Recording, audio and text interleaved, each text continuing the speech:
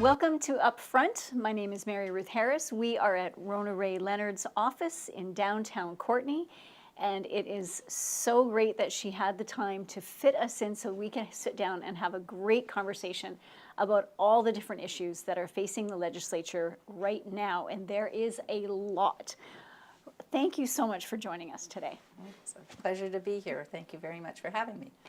So I guess the biggest issue right now facing British Columbians is around the housing.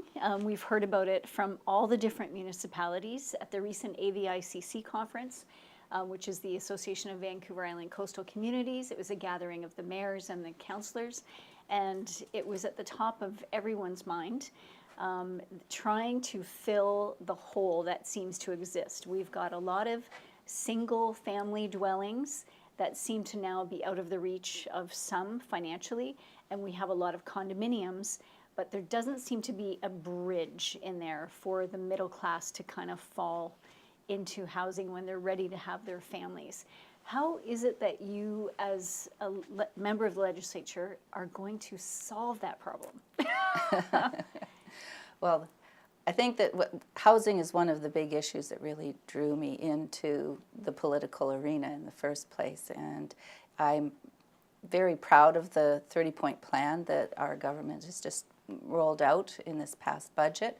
It's going to be spending about $7 billion over the next 10 years to not only build housing for our most vulnerable people, but to also start to address that missing middle that you were just making reference to. Mm-hmm. And we're also going to work very hard to be building the partnerships and creating the networks where we're going to be able to seize opportunities and take the expertise of the various sectors and bring them together in a more team playing kind of role with those partnerships to build the astronomical number of units that we really need to have affordable housing in British Columbia. I understand one of the challenges is coming from zoning, that there is a lack of appropriate zoning to allow multifamily units being built in the downtown core of cities. There's a few opportunities that we're laying the path for local governments to be able to participate in a way that is going to help us achieve the affordable housing. One of them is to give them the opportunity to create zoning that allows rental housing only. And it can even be, this was the one that was most fascinating to me, was that you could build an apartment building and you could just have one floor zoned for rental only, so that you allow that sort of mix of incomes. One of the other initiatives that we have is to have municipalities be able to do housing needs assessments. Not just to allow them, we're facilitating that because it's really hard for local governments to make decisions when they don't really know what the needs are. And one of the good examples that the Minister for Housing gave us was in her hometown of Coquitlam, where developers were saying that the market demand was for one-bedroom apartments. Well, they built them, but the need was really for family housing, and what they were building for was where their development dollars could be picked up, where there was a return. But now there's a demand that hasn't been met. Right. And so we've got to find a way to match that demand with what gets built on the ground. Well, and every community is so different. Like you have Victoria, which is the city of Victoria proper, is actually quite small because they have all of the other municipalities snug up against it. And so its needs might be very different than, say, an expansive community like Courtenay or Comox. Like Comox doesn't have a whole lot of land to build on, but it would just be like trying to compare apples to oranges if you thought you were going to come up with a one-size-fits-all. Yeah, the one-size-fits-all doesn't work. Actually, this morning was the groundbreaking for Habitat for Humanity's build here in Courtenay, and one of the comments made was, I'm no expert at going through the permitting process, and it's been wonderful to have the planning department helping us through the various stages of getting the permits to be able to do this build. Great. And so finding those various expertise and marrying them two together, which is why we have this housing hub, which is the opportunity to help local governments, to help people who are unwittingly involved in housing, trying to do affordable housing, churches, you know, people who are just well-intentioned but don't have that expertise, with developers who have all the expertise in the world in the construction industry, and as well as the folks who are involved in the lending institutions and how all of that part works. Now, talking about family housing, if it's all families, those kids need somewhere to go to school. And I know that that's been a massive challenge in British Columbia for a very long time, thanks to the previous government. And a lot of those issues have been resolved because of last year's Supreme Court ruling in favor of the teachers, which as a parent, I was quite happy to see that resolved. But you're finding that some of the areas where they have schools, they don't maybe need the school anymore, but there's other areas that are exploding, like Surrey, that can't build a school fast enough to house all the students that have come into that territory. So how are you guys, is the legislature coming to terms with what you have to do in the immediate future as well as in the next 10 years or 15 years? Well, each of the, you know, we have a school district system, and there is a whole review right now on the funding formula so that we can make sure that we are appropriately funding so that students have every chance of success. And here in the Comox Valley, there's been some unique challenges, and we were well positioned when the Supreme Court decision came down to make sure that the teachers were able to be brought in, but there's still so much more to it, and one of them just this past week was around playgrounds. The Liberal government didn't fund playgrounds, and so we had so many children in so many communities where they're struggling with their paychecks, let alone doing fundraising to build a playground. And so I was really proud when we got to have our first announcement of a handicap accessible playground in one of our neediest schools at Courtenay Elementary. Right. And there's more coming. We've continued on with the seismic upgrading at that was my next question, at Vanier, and there's more announcements coming about what's in store for Courtenay. And even just outside of Courtenay, you mentioned the seismic upgrading, and I know that that's an issue right across the province, especially in the Lower Mainland and Lower Island. You've got schools that have been deemed unsafe in the event of an earthquake, and they haven't had a chance to be upgraded yet. Now, granted, the legislature's only been in power currently for a year, and you are limited, not quite, not even quite a year, and so you can't fix everything overnight. But in terms of the seismic upgrading, how do you decide which school gets it first? Like, that must be so difficult. I believe the ministry is working with each of the school districts to do the prioritizing and finding out what the needs are. And our commitment is to have safe schools for our children. And we had 16 years to be doing all of this, and it just Correct. The pace of the work was just too slow. Okay. So you're right, it was too slow by every account. So moving forward, how have you established, is there a priority list? So this school gets done, or are you doing 5 schools at a time? You're doing 2 schools? Do you? It'll be different in every community and the degree of need. Okay. Each community has its own needs, but then it's within the whole province as well. Oh, okay. And Okay. But the commitment is absolutely to get those schools seismically upgraded as soon as possible, because last thing you want is to send your child off to school and then to be in a catastrophe and and Right. not have them in the safest place possible. So that brings me to something that was a discussion I had recently with somebody else, just around science and facts. And we seem to be in an era where science and facts seem to be under attack. And people aren't accepting facts as facts anymore. And they're being dismissive of that. Maybe not so much in Canada, but there is an element of that. Is there still a commitment on the part of the government to fund science and scientists and research in all areas and accept their findings as fact?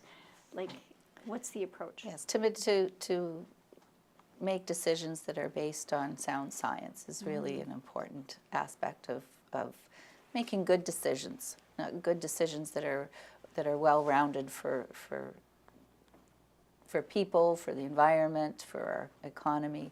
And I'm actually quite excited that you asked the question, because we have a Minister of Advanced Education who is working very hard to push STEM, which is science, technology, engineering, and math. Yes, the STEM STEM. programs, yeah. Yeah, and so we've increased the number of seats. There's now a full engineering program up in the north, the University of Northern BC, and it's actually now called STEAMed. There's more. Oh, is there? Yeah, Okay. I can't quite remember what D is the design. Okay. I can't remember what that. Electronics?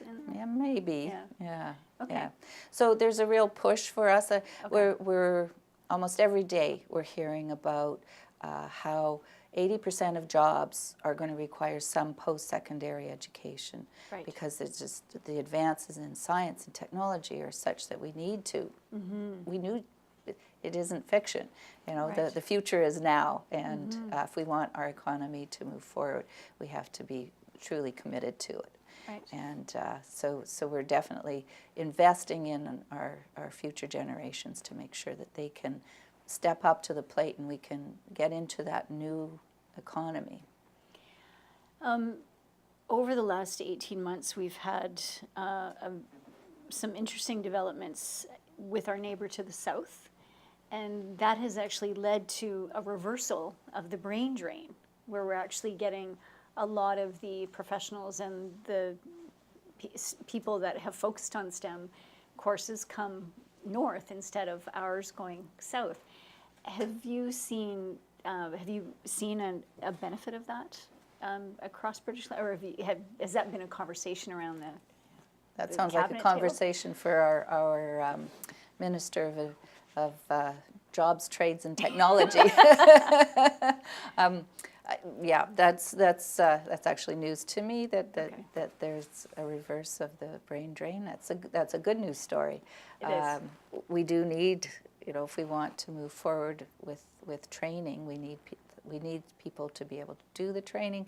As much as I'm hearing we need the space to do the training, and to keep encouraging the students to be a part of that future. So I'm actually going to be going down to Spokane. There's the Pacific Northwest Economic Region is having a conference, and though that cross-border aspect of our trade and how we help our economies grow is going to be well discussed there.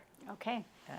Now, you have recently been appointed to yet another standing committee. How many committees in total now? I'm on now 5 different committees, 3 select standing committees, the Housing Working Group, and just most recently the Rental Housing Task Force. Okay. Yes. Do you have a favorite? I love all my children equally. Okay. But yeah, each of them I like to be challenged. I know that the world is very big, and things have impacts across sectors. Right, of course. I've always been interested in the environment. I've always been interested in housing. When people ask me what are my top interests in what I want to achieve in Victoria, I said it's all about food and housing, food and shelter, right? the basics of life. So I'm really excited to be part of the Agricultural Committee. We're going to be going across the province, including a stop in Courtenay the first 2 weeks of June, to talk to people about small-scale meat production. It's one of the challenges. If we want to grow our BC meats as part of the to grow agriculture, it's a great economic driver, but there's some real challenges right now for small-scale producers to do it in a licensed way that's above board, that's taking care of animal welfare issues, food safety, as well as helping the folks who get involved in growing the livestock and also the whole meat processing sector. So we're working very hard right now to try and to increase that local production, because we also want to see an increase in the retailers and the restaurateurs who are more interested every day, and the consumers who want to see more local content on the table. Right. Yeah. Does that also cross over into the agricultural growing of the crop side, or are you focused predominantly on the meat? On this issue, we're focused on the meat production. We're just doing one issue at the moment. It is an area that has been a challenge for quite a number of years, about at least 10 years, I would say, that it's been an issue, and we really want to work hard to solve it so that we can see the growth. The Minister of Agriculture is a very dedicated person to her mandate, and it's pretty exciting to see the opportunities, especially coming from an agricultural community like the Comox Valley. Yes, going to the farmers market on Saturday is my favorite thing to do, just year round, I might add. Yes, It's just such an amazing resource, and everybody can tell you, share their knowledge about how to grow things, because I'm a newbie, right? So I buy this tomato plant, it's like, okay, what do I do with it? Yes. Where do I plant it? Sun, shade, water, like what does it need? So having people here that are so highly educated, like Arzina Hamir, who is multi-talented and has 3 or 4 different degrees around agriculture and crop, what's the word for it? Anyway, it's around crop longevity, and and I think she's involved provincially as well. Yes, she's on the Minister's Advisory Committee that is studying the revitalization of the ALR and ALC. And that's really important work. And it's one of the members who was the chair of that committee has now just been appointed chair of the Agricultural Land Commission. So great. Yeah, it is great. And there's lots of opportunity. The agricultural sector is growing here in the Comox Valley, and it's multifaceted, and we have to find a way to support all of it.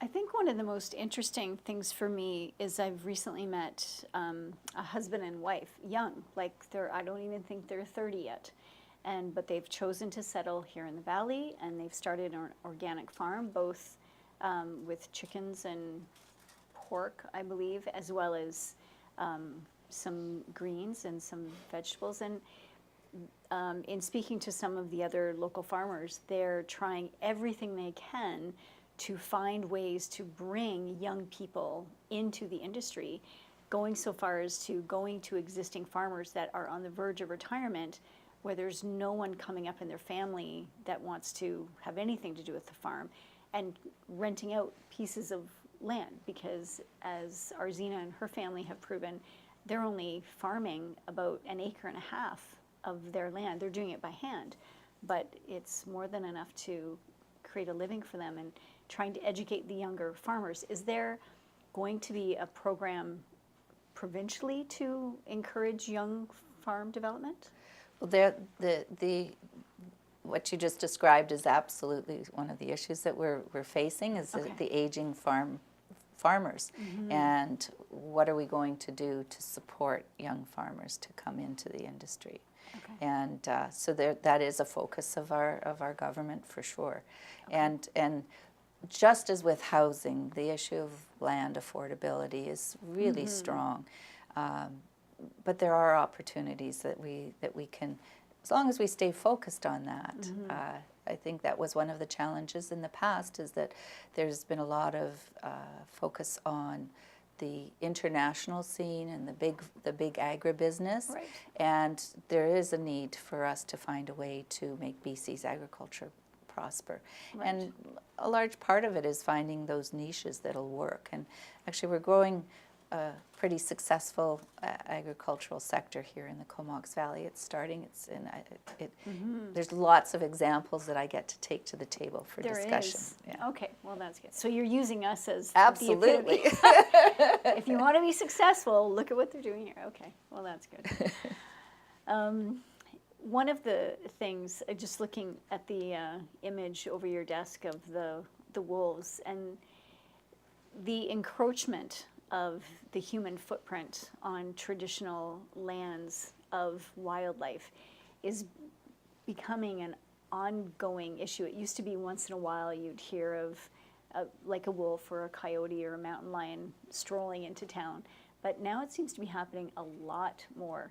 Is there any sort of program that's being developed or going to be put in place to help animals, like wildlife in that way, protect them a bit more? Well, we've just hired more conservation officers. Oh, okay. Yes. It was interesting because I did a 2-minute statement introducing the House to MARS, our Mountain Air Avian Rescue Yes. Society.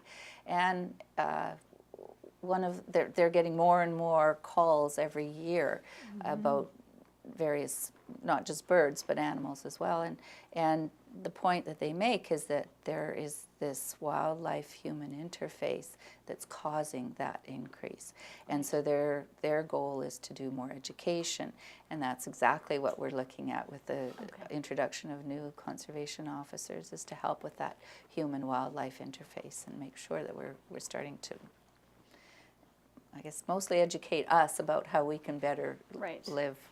And would some of that education show up in the school systems? Because it's the kids that really seem to be the driving force in a household with mom and dad. Like, no, mom and dad, what I learned at school was XYZ. Oh, really? Oh, that's interesting. Tell me more. Do you know what I mean? Yeah. Like, is that a potential that you could be adding into? It sounds like a very good idea. I'm not well versed in the curriculum of our school system, but I know there's a lot of dedicated teachers out there who, especially at this time of year, take the opportunity to get the kids out and exploring a little bit more in nature, and there are obviously opportunities with that. Okay. Yeah. Great. Now, the other issue that was front and center, is front and center, is around how municipalities as well as provinces are going to manage the marijuana industry. So is there, like, I know that at the recent AVICC conference, a lot of the mayors and the council had said, we have moved forward, but we are waiting on particular information coming from the federal government before we finalize what we're doing. Is that also the case for the province? Are you waiting on the final details from the feds? Yeah, well, the first thing is until it becomes law at the federal level, there isn't really anything you can do, right? Right.